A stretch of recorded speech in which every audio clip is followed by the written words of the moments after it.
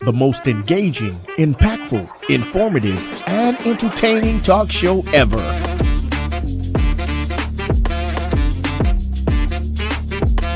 Get ready to hear the voices of many local, state, and national artists, musicians, comedians, pastors, athletes, and politicians. It's time for South Florida Live with Jeffrey Brown.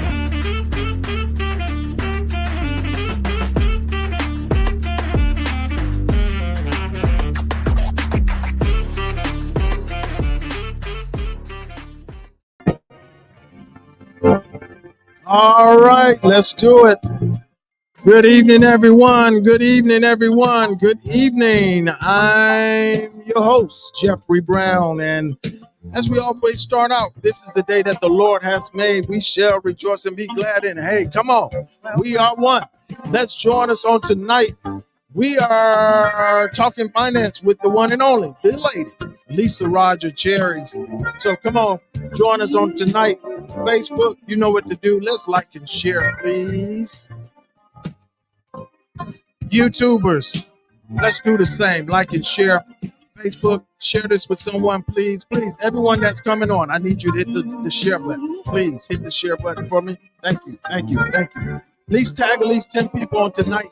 Let them know the South Florida Live podcast is on. And we are talking finance. And y'all, guess what? We got a special guest tonight. Now we treat each other in this way. Take with the silly games we play. We got no matter what's Saturday. Oh, we are one. No matter what we do, we are. All right, come on, guys. Join us on this evening. Thank you for those that's coming on. Appreciate it. Showing me some love, showing me some heart. Let's do that. If you're joining us, show me some love, show me some heart. Those that are in the comment section, hey, good evening to you. Thank you. Thank you. Good evening. Those that are coming on, just say good evening to me. Let me know that you're there and everything is sounding well.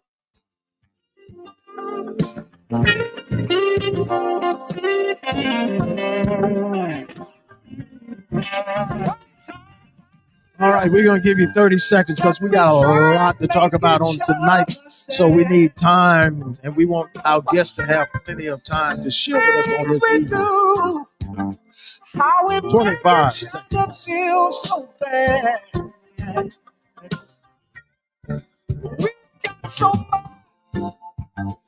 We could have so much fun. The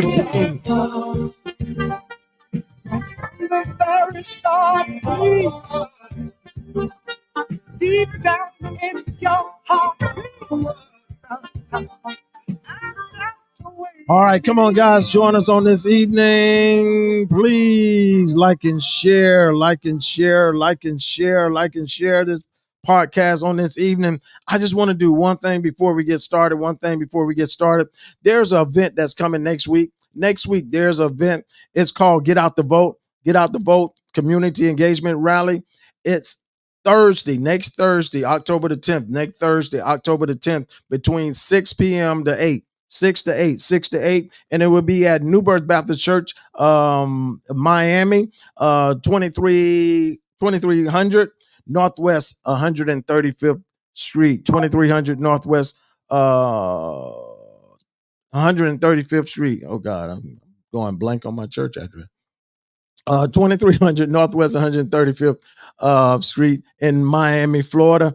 You don't want to miss this. I had one of the organizers on the other night, on Tuesday night, and she was sharing with us how powerful this thing is going to be.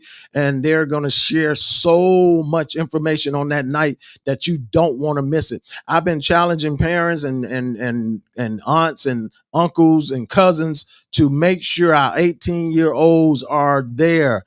Make sure our 18-year-old, 16-year-old, just make sure our young people are there. I told her I love this flyer because it's showing, it's advertising, is showing our young people, which we need them to be engaged, be involved in what's going on when it comes to this political thing and this voting area and where we are now with this campaign. We need them to be involved also on next Thursday, October the 10th, next Thursday, 6 p.m. to 8. They're going to have music, food trucks, giveaways, and much, much more. You do not want to miss it. They're going to really, really impart in you, deposit in you a lot of things that you guys need to know for this upcoming election. So, as it say down the bottom, it was going to educate, motivate, and then we need you to participate. All right. So be a part of this on next Thursday, October the 10th, from 6 p.m. to 8 p.m. All right. Okay, we wanted to hit that real quick. Hey, listen, I'm so excited to have with us again on tonight. She's been joining us for a while and been doing a magnificent job sharing with us and then just making us brighter, smarter, aware of what's going on out there in the financial world. But we got a special guest. I'm going to let her handle that part. But it's that time, y'all.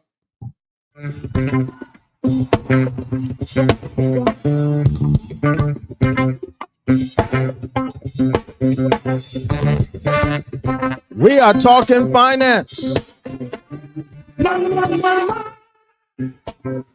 with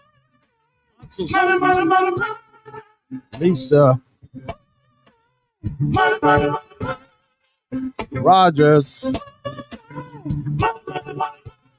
Terry, my sister. Good evening. How are you doing? Welcome. Fantastic. How are you? Hey, listen, I'm doing well. I won't complain. I had a wonderful day today, a productive day today. So thank God for that. I survived today. How about you? It was a little rough, but we made it. Oh, that's good. But you survived. You made it. It's Friday Junior. Friday Eve. See, it's Friday for me. Yes. Always glad to have you on. I appreciate you for doing this and being a part of this, being my guest on this and sharing so much good information with not just me, but with my audience and my listeners and viewers that join us every week. So thank you again, man. Thank you. My pleasure. All right, let's get started. We have our special guest with us again tonight, man. Listen, this guy came on the other week and just shook the house, made some noise, man. But he opened up some eyes and he made a lot of people aware of what's coming forward in the future, what our future is going to look like when it comes to technology, of how we need to do things, the new ways. So go ahead and let's introduce our guest and we'll bring him on. My good friend for a long time, Marvin Dejean. He's an expert in the AI, tech savvy, all things new and mind blowing. He's a futurist. I like to say. Like that. Yes. Marvin. There he is. Hey, good evening, everyone. Good Lisa, evening, sir. Jeffrey, thank you for having me back. Man, you scared us so badly the last time. We were like, okay, let's bring it back again. We're like, oh my God, what we gonna do? I know. It reminds me of a talk I gave a few years back, and the same thing happened after the talk. Nobody was clapping. It was dead silence. I was like, oh, what happened? They were pondering over there like, exactly. Whoa. I scared the heebie-jeebies out of everybody. Yeah, so I know. I apologize. But it's a good thing. It's a good thing because, like I say, I've been getting some feedback from so many who watched that night, and they was like, "Oh man, thank you for that," because I did not know that was coming and where we was headed. Not even that is here now. A lot of the stuff is here now, is happening now. So so thank you for that. I appreciate that, sir. My pleasure. Where are we tonight? Where are we tonight, Madam Cherry? Where are we tonight? I was thinking with all of the protests at the ports, people have been saying, these people are afraid, the port workers are afraid of automation. And I said, oh, the first time I heard that, I said, let me call Marvin and see what he thinks, because they don't want the machines replacing them. That's a big fear. Right. That's a reality. It's happening. So I said, let me see what Marvin thinks. But let me do my tips first, Jeff, before we jump into the hot water. Do your thing. Last week, we did the Financial Tip Friday. And the first one was, don't deny yourself a treat. I've been preaching, cut back, don't do this, don't do that.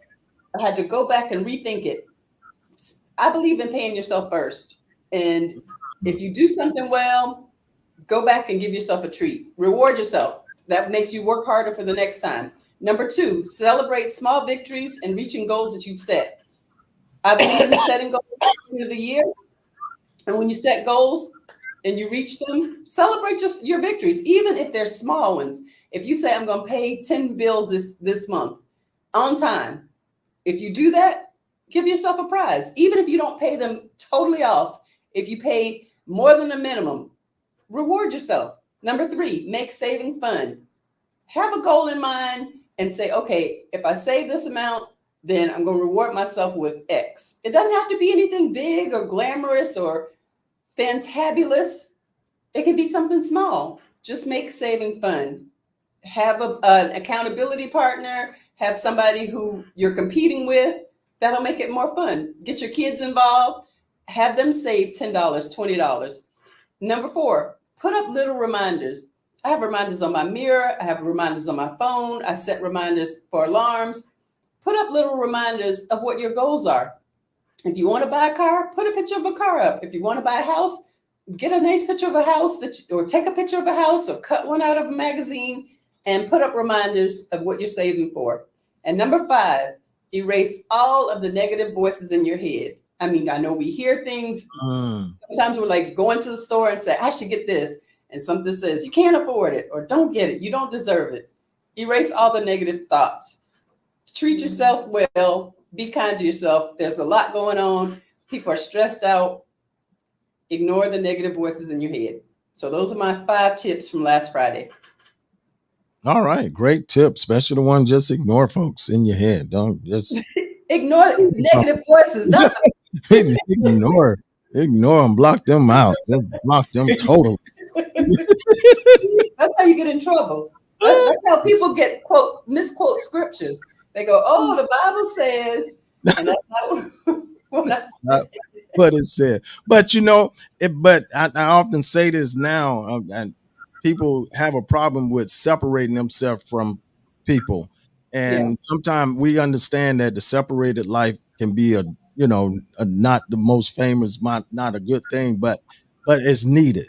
Because some people you really may need to separate yourself from and watch the difference in your life when you separate, especially the negative folks.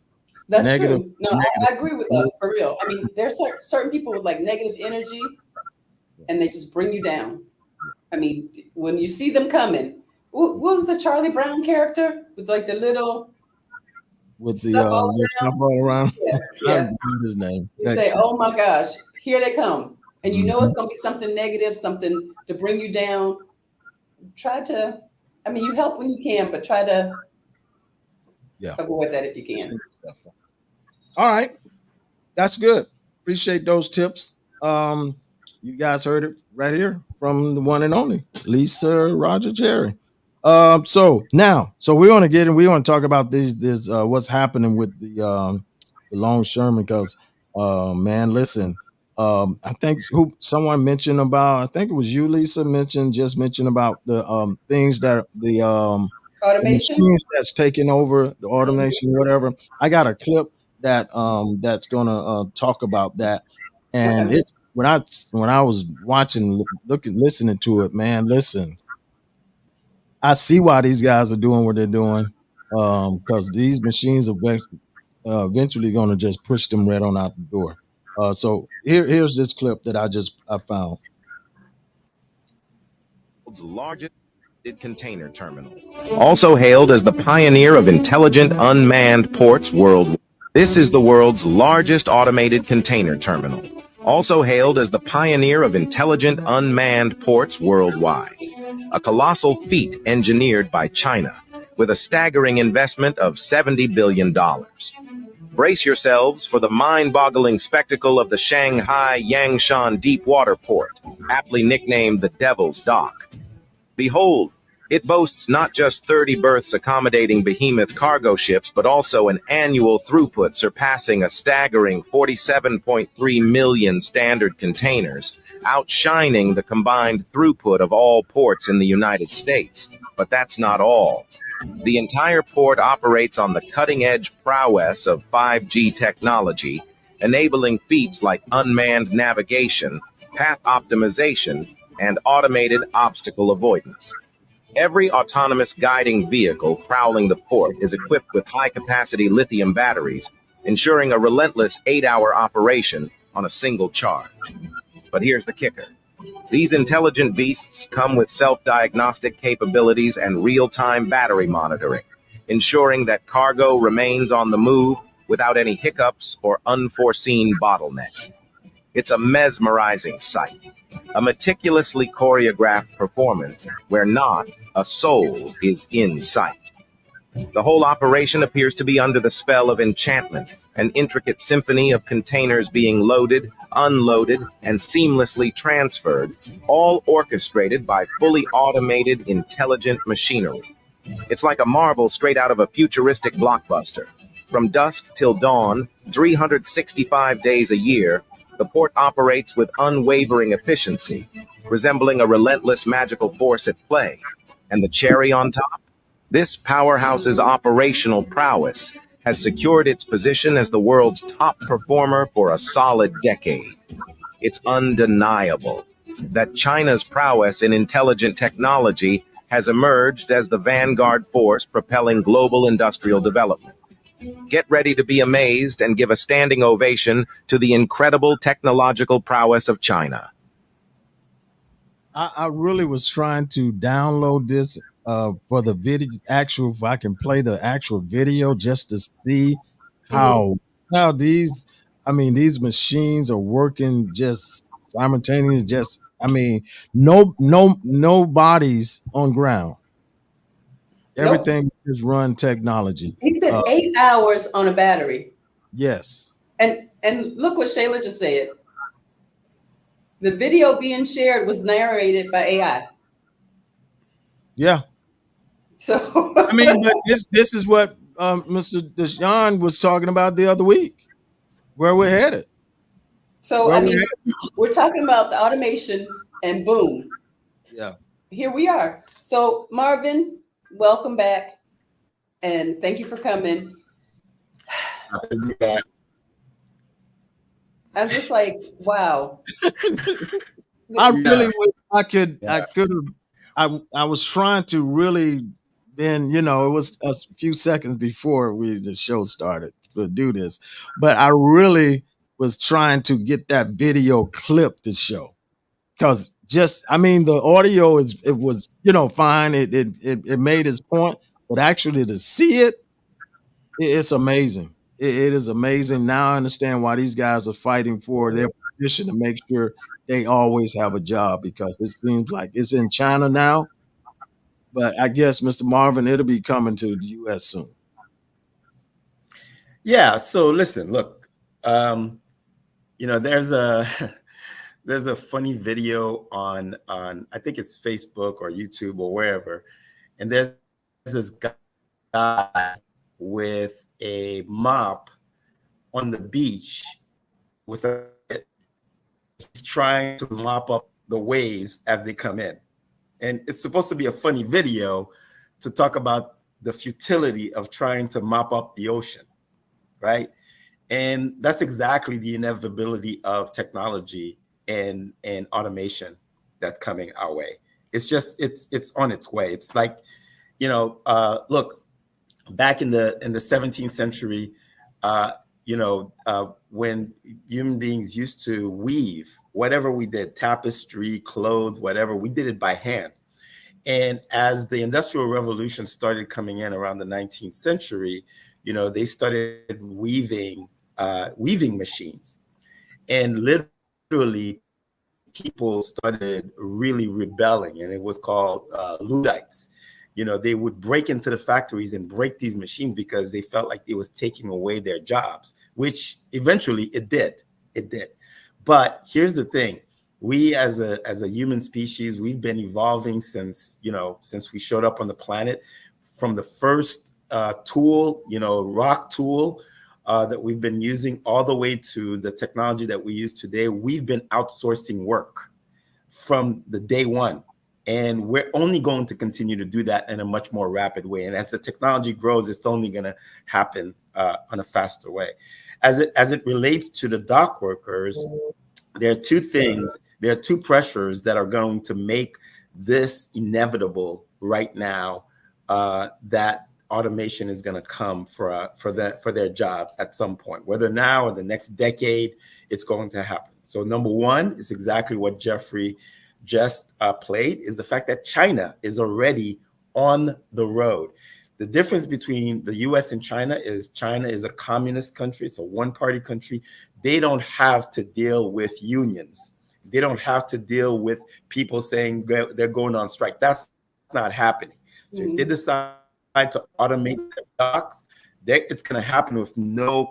So from a global competitive perspective, China is putting pressure on every other civilized country to keep up with them. It's either that or being left in the dust. So we almost have no choice but to start thinking about automation just to keep up with China if we don't want to lose our dominance in the world. So that's one pressure already that's going to make the U.S. government or U.S. dock workers to really start thinking about automation. The second actual element, which is another pressure point, it's not the only one, but the second major one is, just talking to you guys, I was looking at the news on CNN on my app, and the strike is over.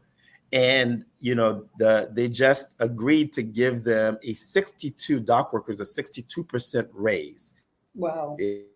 Again, 30% raise, but they got more than the 50% raise that they wanted. But as you can see, right, whether it's strikes, whether it's, more money to workers, more and more pressure is going to be put on these companies for them to look at alternatives, because they won't be able to keep up with all of these pressures, right? So their profit margins are getting smaller. They have to pay workers more.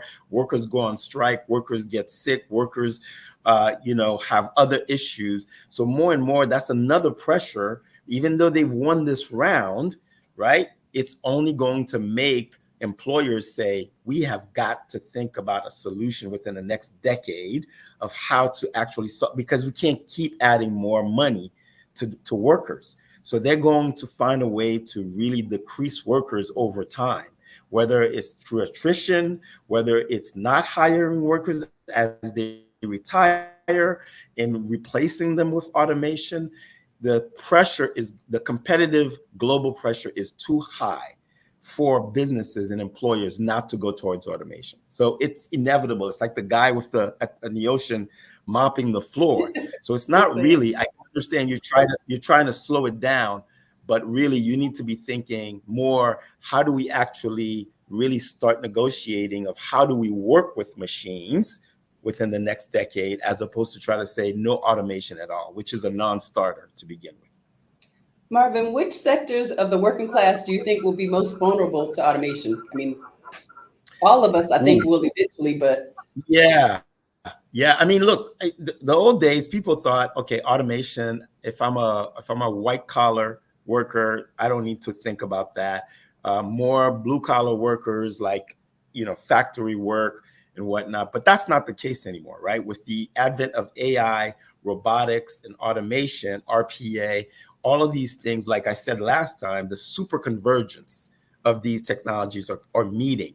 And once that nexus happens, then really any job that you are doing that is a repetitive task, right? Or that has quantifiable things to do with it, can be replaced by a machine, and can be replaced by AI, can be replaced by robotics, can be replaced. So I'll give you a simple example that perhaps people don't even think about.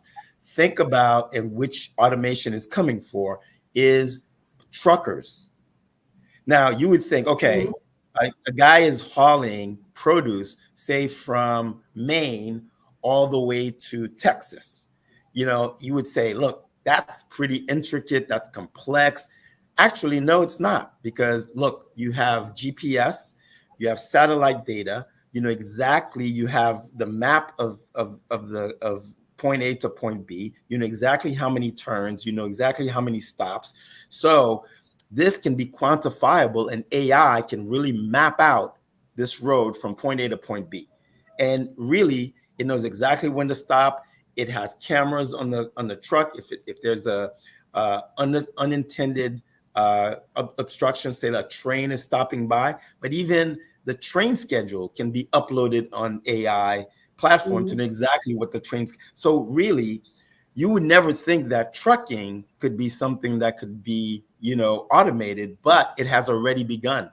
So Amazon is already experimenting with driverless trucks, and so many other companies are moving towards driverless trucks. We're already seeing autonomous vehicles like Waymo and others being experimented in California and other places. So all of these jobs that used to be the bastion of human work, but anything that you can think of that is rote work, meaning I do the same thing over and over and over again every single day, more and more that wave is coming for those jobs. And for employers to stay competitive, to maybe do more with less people, to deal with the dearth or the lack of workers that they can't find, they're going to start moving towards automation as a means of solving that problem. And more, we're going to have to redefine what work is. I see two of my good friends that are on, Cassandra and Sharon, who are nurses. And I mean, that's a big industry, the healthcare industry. And I've seen the robots in the hallways at certain hospitals. So it's coming. Yeah. Well, believe it or not, the study has been done. We've been studying McKinsey, BCG, all the big firms are doing these kind of longitudinal studies all the way up to 2050. And believe it or not, we've actually categorized, as futurists, we've categorized the industries that we think are going to be impacted. And McKinsey has already written that. And you can find that on Google. Believe it or not, some of the one of the industries that is really going to be insulated for a very long time against automation will be healthcare, because simply because when you talk about nursing, when you talk about doctors, really there's that one-on-one and really customized, personalized one-on-one care that takes place, right? That takes place. So we're not going to see a lot of automation taking over healthcare, but what you will see are healthcare robots, healthcare surgeries, like automated surgeries. Like the other day, a couple of weeks ago, about a month ago, there was a surgeon in Geneva, Switzerland, doing a surgery using an automated robot out of someone in China. And he was in Switzerland, and the automation using 5G was able to help doctors and do the surgery in China. So you'll see long distance surgery. So you're going to see a lot of innovation in healthcare. But you think, and when it comes to nursing, when it comes to healthcare services, we actually see an uptick in that particular service arena where people are going to retain their jobs. A lot of teachers as well are going to retain their jobs. They're going to bring AI and other automation into the classroom to enhance teaching, but teachers are going to be another area where we see less erosion of work. But whether you're talking clerical work like secretaries, you're talking about truck drivers, you're talking about even construction workers to a certain level because of 3D printing, a lot of these jobs, we're going to see a lot of erosion of these jobs happening within the next decade. Well, I held out today. I went to the grocery store and I refused to go to the self-checkout. I'm not doing it until I have to. I'm going to the cashier and let them bring up my stuff, even if it takes me 10 minutes longer. And my kids say, "Oh, let's go to the self-checkout." Nope, not gonna do it. It's just taking away from your job. Well, but look, we talked about this last time. It was just like we talk about the toll workers Right. that used to be around, right? We used to stop and give tolls, and all of a sudden they disappeared. I mean, you can easily extrapolate and see the same thing in retail, right? Mhm. Especially as biometrics becomes more accepted by the population, whether it's fingerprint or retinal scan, your digital identity, your digital wallet, everything is going to live with you. So you can easily see where that same kind of technology, where you walk into a store and you take whatever you need and you walk out, and Right. immediately your bank account is being deducted because they don't need to stop you. It's a not even a stopgap measure, it's a bottleneck more and more, Mhm. right? So when you talk about the customer experience, the focus for the customer experience in the digital world is what we call, a frictionless experience, a fluid experience, meaning there's no bottleneck anywhere. I can go into the airport without having to stop and give my passport. I can go into a store, buy something without having to stop. I can go from one state to another and pay my tolls without having to stop. It's called the fluidities. So think of it as like blood flowing through your body. You don't want anything stop-gapping your blood flow. And it's the same thing as the world becomes more connected, the fluidity is going to happen from small transaction to global transactions. So think of the world without, like Europe right now, you can go from Germany to Paris, to France, to Belgium with no stopping at a border, right? It's fluid because it's a common European market. Now extrapolate that on a global scale. I can go to Africa, Canada with no passport because my biometrics is with me and they know exactly who I am, where I'm going, and where I'm going to be every single second. And people are going to give up a certain level of privacy to be able to have that kind of fluidity, and automation and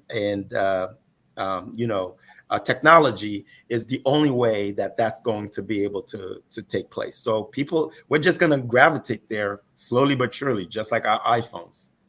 Yeah, because some of that I've seen. I'm sorry, some of that I've seen in Walmart, and I've been in the long lines of Walmart, and it burns my fire when I see someone with their stuff, and then they just go through this line. And I'm like, okay, that line open. So I went over there. They was like, no, they already purchased their stuff, and they just had to show us the thing and keep going. And I'm like, huh? And yeah, It's so frictional. and it's that in and out, because us It's in and out. as Americans, as Americans, we don't like to wait anymore. We are very impatient, so we want the in and the out.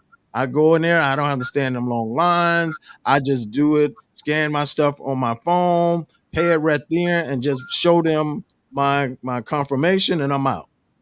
Yep. But I mean, even if you think about it from a logistical or even evolutionary perspective, right? We went from say what 2 or 3 billion people on the planet to now headed towards 8 billion, right? And slowly moving towards 10 billion in a matter of probably less than 500 years, right? There's never been that many individuals on the planet, right? So governments or even governing institution, how do you corral that many people? You can't do it with the old institutions that we had before. So as we continue to populate the planet, technology, surveillance states, biometric, it's the only way to kind of govern that number of people on one planet, and the number of people who are moving from place to place like never before, right? And we haven't even seen the rise of transportation, right? So we're already talking about autonomous flying cars, right? So Uber and all these other, they call eVTOLs, right? So they call eVTOLs, and eVTOLs are just flying taxis, right? Some of them are going to be autonomous. Elon Musk is doing his underground, capacity, high rail capacity that it can get you from San Francisco to LA in a matter of hours, right? So the speed by which people are going to be able to transport themselves from one end of the planet to the next is only going to accelerate. So if you go from 8 billion to 10 billion people, local governance, the institutions that we have right now are just not capable of keeping up with that many people. So we're going to see the rise of biometrics, surveillance, automation, all of these things in order to be able to live in a society with that many people, and just be fluid without any bottlenecks. So we have to prepare ourselves for the loss of these jobs, but also the emergence of new jobs. There's going to be new jobs coming up that people are going to be reskilled, upskilled, or learning. Like the next generation is going to learn an entire new way of doing work, right? So these things are going to create new jobs. And the domain of human beings is really going to be the capability of emotional intelligence, collaboration, collective intelligence, leading teams, being a leader. Those are the things that companies are going to be looking for in people, as opposed to you coming in and being the secretary and doing the same thing over and over again, or being the CFO just crunching numbers, when automation can do that faster, quicker, and better than you. And at the very second, not even last month's numbers, it's going to give you up to the second numbers in the business right then and there. You can't beat that. What do you think this is going to do to people's mental health, being replaced by a machine? I mean, some people have worked in a career. I know you're not a mental health specialist. Yeah. Worked in a career for 40 years and they had 10 years or 15 years to retirement, and they've just been replaced by a robot. Yeah, I mean, so look, the best analogy I can tell you, think about all the people who work in the typewriter industry, right? Mm-hmm. When computers came, the typewriter industry just totally disappeared overnight, right? So it's either you learn how to use, Microsoft or, whatever, and jump on that new bandwagon, or, you go by the wayside with the typewriter. So look, the thing about us as a species is amazing. We are a species who always strive for things to remain the same as much as we possibly can. We like stability, but we live in a world that's never been stable. I mean, all it does is change. And really, as a species, we create these stories of that. No, things will always, or I want to go back to the old way. Things never go backwards. Things continuously evolve. And if you don't have a very curious mind and a mind that says, I am continuously learning something new, especially today, you're basically saying, I want to be part of the dinosaur clan because things are just moving faster than they've ever done before. So for some people, it's inevitable and they can't change, or they don't want to change, and you're going to have to make that decision. And other people, they're going to say, well, look, I'm going to go where things go. And then for the next generation, they're not even going to question that, because that's just the way things are for them, right? They're just going to learn.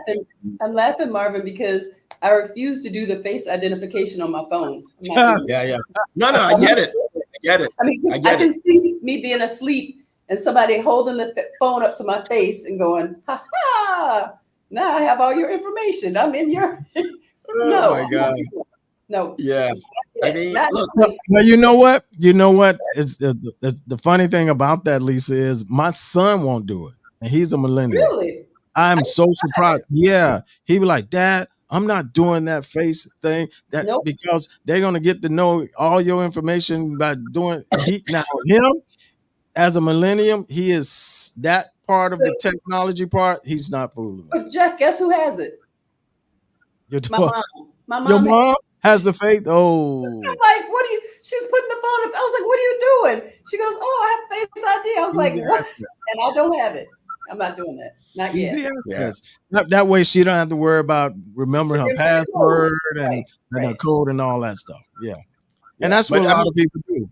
Yeah. But remember, like, you know, I talked about this last time I was on the show. It's a double-edged sword. Everything that human beings create is a double-edged sword, right? So there's what they're going to sell us. Yes, there are some positive effects of this new technology, right? For people who can't remember their passwords, the safety issue.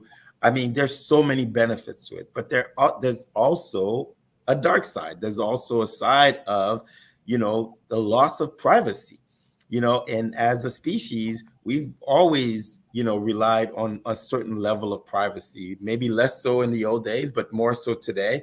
But then what are we willing to give up for that kind of fluidity and that kind of, you know, of able to live in a society where people know everything about you, but your life is, I mean, the quality of life and in terms of survival is just go from here to there. What I mean by that is, you know, nowadays we go to work to pay the bills, to pay the light bill, to pay clothing. I mean, we just have to survive, right? Now that angle is just going to go downwards, right? So as automation takes place and technology takes place, you know, making clothes, building a house, making food preparation or agricultural at a massive scale. Once the machines take over doing these kind of work for us, it's going to be done at a massive scale. So you can see where, you know, loss of people not being homeless or less people going hungry because they can make synthetic food. You're going to live in a world that is completely different than what we know today. And a lot of things that we are struggling with today may disappear within the next 50 to 150 years. But Yeah. there's a trade-off. There is a trade-off. And more people, once we reach the tipping point that people are willing to make that trade-off, it's a brand new world, completely different. Marvin, can you give me a few things that may become new and innovative majors in college? I mean, I know computer science was the thing. Yeah. Yeah. So now I guess it'll be AI or strawberry or as a major. Yes. So look, I mean, look, you know, the other day I was doing a talk at FIU, and you know, and I was presenting jobs of the future. You know, there's going to be jobs of the future, things that are emerging because the new technology is here and these old jobs disappear.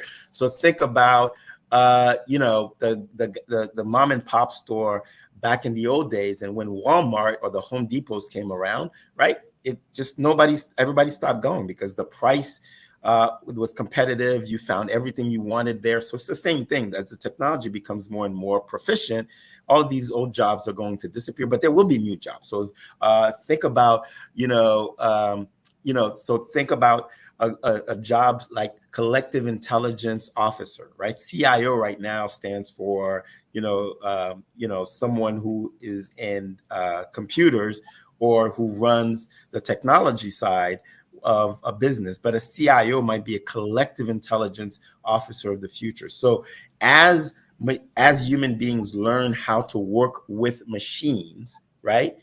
One of the biggest assets for companies is going to be the collective intelligence of people and machines inside the organization. So as an organization or company is trying to accomplish something on a global scale or in a project, they want to better understand who they have. So having, the assessment, mental acuity, or even the capacity of each individual inside the organization, and being able to put them into specific teams with specific machines that can accomplish specific jobs. That'll be a job of a CIO, to be able to say, for this project, when I look at who I have as terms of team members, Lisa, Jeffrey, Marvin, completed with AI, can get this project done 99% better than if we had them doing it by themselves, right? So that's a CIO job, for example. Another one might be the digital, someone who handles all the digital footprint of all the workers inside an organization. as we focus on sustainability, for example, inside an organization, being able to realize how much digital waste or digital footprints that everybody is outputting inside an organization, that might be the job of, a chief data ecologist, right? To kind of figure out what kind of footprint and sustainability, carbon footprint, or digital footprint that a company is outputting, and then keeping that footprint at a certain level that is mandated by the government. Those kind of new jobs are just emerging. So as AI, as blockchain, as IoT, as these things start making their way into a commercial structure, these new jobs are going to become emergent, because companies are going to say, hey, we need these, and we need people or workers who know how to do this. So even academia themselves are going to have to start changing their curriculum to be closely resemble or shadow what companies and employers need, as opposed to doing things like accounting and, STEM, generalized stuff. They're going to have to get much more specific as to what they're training people into being capable of doing. I think I like that title, the chief data ecologist. So chief data ecologist. I mean, there's a bunch of them. I belong to a group out of California called the Institute for the Future, and that's what they do, is they study these trends. And they came out a couple of years back with jobs of the future. It was a card of at least a dozen new jobs that they've extrapolated. They said these are possible new jobs that are going to emerge within the next couple of decades. And you can easily see those things happening, because the technology is really moving in that direction. Marvin, one more time. I know you touched on it the last time you were here, but tell us what Strawberry is. I'm so intrigued. Yeah, so Strawberry is the latest version of OpenAI's ChatGPT.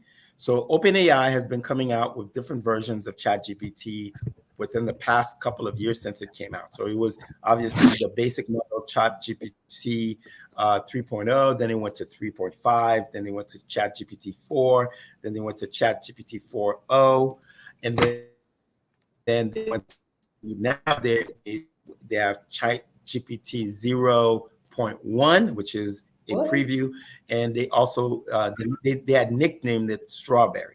The difference between Strawberry and ChatGPT 3.5 is miles apart, because the amount of data with which it's trained has been 100x, right? Now, Strawberry, what it does is it takes a much longer time to think about the questions that you're asking it. So it has the capacity to really analyze questions that you're asking and really thinking deeply, and give you a much deeper and much more intense answers than what 4.0 or 3.5 used to do.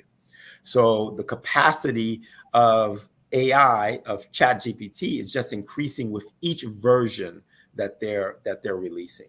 So Strawberry was the nickname that they had called it when it was under wraps, but it's 0.1, ChatGPT 0.1 or 0.1, and they nicknamed it Strawberry, and its computational power is much greater than any of the versions that they have so far. So it really thinks deeply, it does analysis, and it can pretty much answer any kind of math, geometry, any kind of analysis question that you might have. Strawberry is much more capable of giving you much deeper and much less hallucination than the earlier versions. So Marvin, what keeps students from using all these things? And I mean, I'm sure they do. How do teachers know that they're not using ChatGPT or AI to do the homework, to write papers, to do anything? So listen, I mean, I'm gonna go straight back to that analogy of the guy with the mop and the bucket, and you're fighting inevitability. It's not possible. Look, you can say, look, we're banning AI. We have platforms that let us know that you used AI. Look, it's really the only way that you start really knowing that a child used AI is like if the child just used AI and just copied and pasted and turned in the homework, right? Mm. It's pretty easy to find. But look, if you ask a child now to just write a thesis or write something about a particular book that they've read, whatever. Look, it can go on ChatGPT, it can go on Gemini, it can go on Claude, anything. Find a copy of that book, a version of that book online, upload it on Chat, or ask Chat to look at that particular topic and write me a synopsis of this paper, right? A 500-word paper on this particular book. And then all they have to do is really just, if they want to, is just go take that paper and rewrite it, reorder it, maybe add a few sentences of their own to it. And there's practically no way for a teacher to know whether or not this was generated by AI.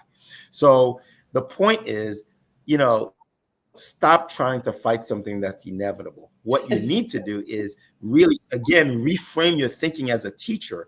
The teacher of the future is not saying don't use technology. Is really your reframing is, how do we help children think much more singular with the information that they have? How do they connect the information that they have with existing information to have a much bigger, wider field of intelligence, understanding, and capabilities? You're not teaching 1 + 1 anymore. You're teaching, if you know what 1 + 1 does, what can you do with 1 + 1? Can you build a tower? Can you build a flying car? Can you, solve the world's problem using 1.1? You don't need to know what 1 + 1 is anymore, because that's what the machine is there for. But you, as a human, you need to say, okay, the machine tells me 1 + 1 = 2. What can I do with that 2? Can I go connect that 2 with someone else who just learned that 3 + 3 = 6? Now that 2 and that 6, when we put it together, what can we create? That is the promise of human beings. Our capacity to create things when we collaborate at a massive scale. That is a different world. That is the imagination, that's collaboration, that's collective intelligence of human beings plus machines operating at a level that we've never seen on this planet before. So stop thinking that you're trying to teach kids 1 + 1. Those days are quickly coming to an end. Teach kids, what do they do with 1 + 1? What else can they create? We've had calculators. I mean, we've always had calculators, but they say, figure it out. Go up to the board, and you can't take your calculator up to the board. I agree to a certain extent. Look, are there certain things that I think we should know as a species? Yes, because look, there's a certain level extinction probability once we start forgetting how to do some certain survival skills. That, to me, that's, again, double-edged sword, right? So if we depend on that technology, it's just like, you walk out of your house without your cell phone. What's the first thing that you do? Make a U-turn and go back home. Yeah, and go get that cell phone. I can't live without my cell phone. Well, yeah, you can, because there's been times where cell phones didn't exist. But now we're so attached to it that we can't see or light a day without our cell phone, which is crazy, right? But, let's just say the grid falls apart tomorrow. What are you going to do? Right? Can you figure out how to get to the north, to the south? Can you figure out somebody's number to call? Can you go from point A to point B without Google Maps? There's a certain extension level understanding or knowledge that goes away once we start outsourcing all of our knowledge to technology. That's a scary thing to do. That's like the people at the cashier who give the change. They give you $15 and they go, oh, wait, I have a quarter. And it throws the cashier off. She's like, wait, I don't know how to do it, because she's already put in. I don't know how to do it. You get lost. And it's a very scary thing, because, you have to give kids basic knowledge. But, you can easily see a world where a few people retain that basic knowledge, but everybody else, from the majority of people, just have forgotten what it means to do, basic arithmetic, because they've never had to do it for decades, right? Because and remembering telephone numbers. I don't remember anybody's telephone numbers anymore. Yeah, I was going to say that because back in the day, we didn't have, anything like this, so we had to remember telephone numbers, and that made us. I mean, I think for me, I know it made me remember numbers even better because that helped me a little bit in math. But now you don't have to do it. You just, Yeah. everything is just instant. So we've gotten to. So that's kind of the question I want to ask. Have it made us smarter or a little Dumber? yes. Both. It's both. Yeah, no, I mean, look, we're gonna become increasingly smarter as a species because the technology is just going to be that scaffold that just imagine. I mean, you already have it now. Just that phone in your hand, you have access to practically any single question that you have in your head right now. You can get it pretty much answered. Before if a kid came and our children came and stumped us with a question, we're like, I'll get back to you. You have to go to the encyclopedia, go ask somebody else, now, Yeah. Google, chat. Yeah. I mean, you have access to more information in your hand than the entire human population ever had at one time on planet Earth. That's incredible power, right? Same token, it makes you dependent on this thing. If it gives you false information, if it breaks down, if it decides it's not going to give you information, you're completely lost, right? I remember a couple of months ago, I had to go see a client and the AT&T network dropped. Like I had no access to my phone. And I had to get to the client's office and I had no GPS. And I'm like, I have no idea how to get to this client. I was like sitting in my car and thinking, this is crazy. I don't know how to get to this client without Google Maps, right? Even if they told me, oh, remember the old days, okay, go, get off exit 69, make a left, you're going to see the 3rd Street, right? Even that is just like, dude, I don't even know what you're talking about. It's just like, right? Thank God for me. The only way I got to my client is the GPS that happened to be in my car. So I was able to put the address of GPS in my car. But again, how dependent are we becoming on the technology? So much so that we can't even go from point A to point B. That's a very dangerous place to be as a species to me. And me personally, I try to not always use the GPS. I try and just figure out, because I know I had worked for Coca-Cola some time back, way back before I started with the Broward County schools, and I was doing the delivery truck. And back in that day, we didn't have GPS. So we had to know the addresses. We had to know how to, the avenues and the streets and the courts and that stuff. And so now I say, God, I don't forgot that. And so now every now and then I'm like, I'm not using GPS. I'm gonna, go by streets and that kind of stuff, try and do it that way. And I do okay sometimes. And then there's been time I say, okay, let me pull over and put the address in. And yeah. So a lot have changed. The one thing I always caution us is we need to know ourselves better as a species, right? So we need to know our strengths and our weaknesses. And one of the major weaknesses for us as a species is that we have short-term memory.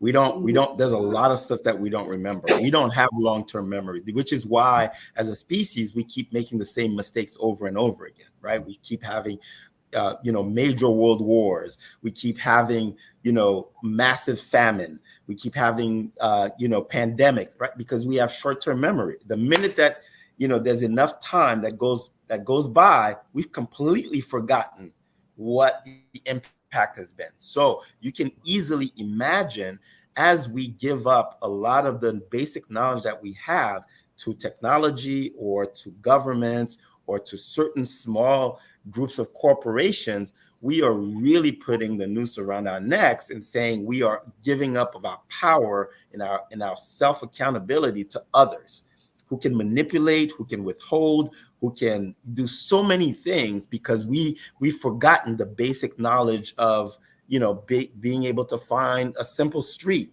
or being able to do 2 plus 2. So again, these technologies are great. They're always going to sell us the great side of the technology. This is great for parents. This is great for teachers. Yes, that is very true. But everything is a double-edged sword. So as we go into these kind of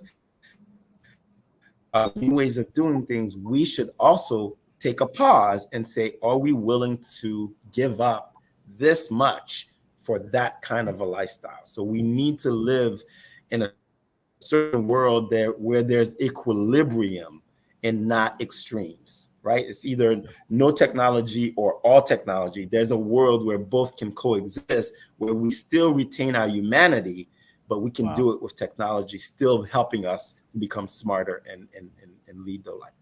So that's always what I'm preaching. That's an excellent cutoff point. I mean, we can talk about this all night and forecast the future and go, oh my goodness, but it's here, it's coming, it's upon us. And I'm going to be a chief data ecologist. We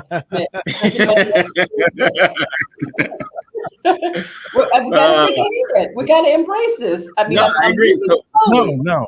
One of my friends has been telling me to look at Chat GPT, and I'm like, I'm not doing that because I'm an author. I wrote a book, and I think that's cheating, But that's the way life is. That's the way of the world now. Everybody's using it. People are using it for everyday things, writing letters, whatever. So, Lisa, quick anecdote. I know we're finishing, right? The other day, I had so much work to do. I was with a client. We had a session, and I was doing an assessment. I just did it, on the computer. I was exhausted. I just couldn't. I'm like, for me to write up a report and send. I just threw the document on ChatGPT. The report that it generated was the most. I wouldn't have generated. You're like, oh, this is good. I was like, there is no going back. There is no going back. Yeah. I really had one of those moments where the world just shifted on its axis for me. Really? This is a moment where I'm gonna remember. I don't know how old I'll be when I die, but I will remember this moment, like when the world shifted on its axis and technology just went off. But I believe that's the purpose of it. That technology, that's the time to use it when like you were overwhelmed and you had other stuff. Okay, let this do this while I'm doing this. So that's one of them. So hey, once again, thank you so much, brother, for listen. This has been another amazing night of education on technology. But yeah, I truly believe that, and we can use the technology, but just not. I heard you say something that we can use the technology, but don't forget who we are. Still, kind of maintain as a human as who we are in the same set. Learn from it, use it, but also don't just get caught up too far up in it. Because I know I told my son, don't bring another B in math another C in math when he was in high school, because we Googled the whole formula and it gave the breakdown and everything and the answer. So I tell boy, listen, don't you dare. No more D's. My friend Cassandra is smart. She says she tried Chat GPT and it gave her same word. So I'm gonna call Cassandra when I need a paper or something written. My friends are smart. She said, it's and it gave her her same word. So listen. Marvin, thank you so much. This is amazing. And Rose has been using Chat GPT and AI for almost a year now. And she's like, Lisa, try it. I'm like, nope. I was like the little girl, do it for the vine. I ain't gonna do it. Do it for the vine. You don't give in eventually. You'll give into it eventually. Yeah. Thank you. All right, guys. You have the mop, Lisa, on the beach. Trying to mop up the beach. Thank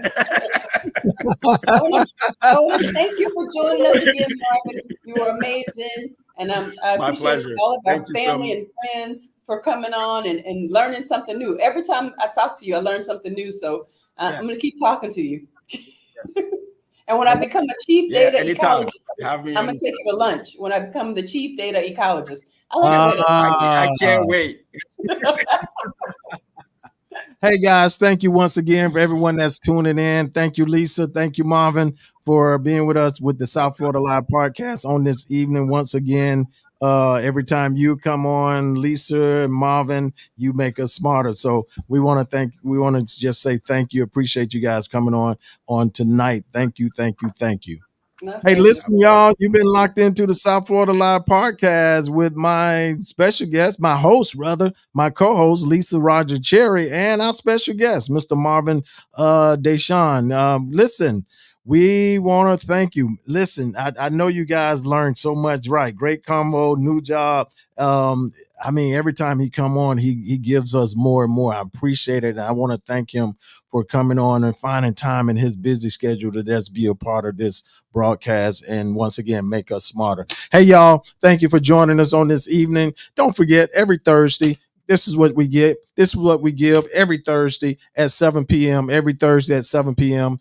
Join us right here. Is Talking Finance with Lisa Roger Cherry on the South Florida Live podcast. Once again, I always thank everyone. If you want to be a support to this podcast, I really appreciate it. Cash App, $ Power of Glory 777, $ Power of Glory 777, and Zelle, Jeffrey Brown 2094 at gmail.com. Jeffrey Brown 2094 at gmail.com. That's Jeffrey Brown, JEFFERY Brown at 2094 at gmail.com. Once again, thank you for everyone joining us. And let's stay engaged. Once I told you about this event on next Thursday, October the 10th, get out the vote.